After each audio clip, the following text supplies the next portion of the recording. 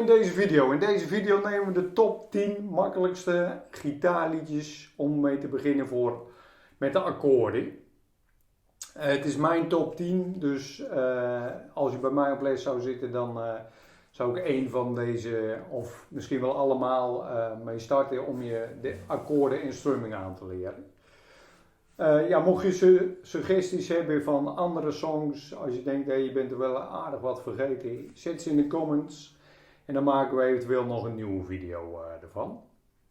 Ja, ben je nog geen abonnee op ons kanaal, abonneer je dan even en mocht je deze video liken, geef dan even een duimpje, dat zou top zijn.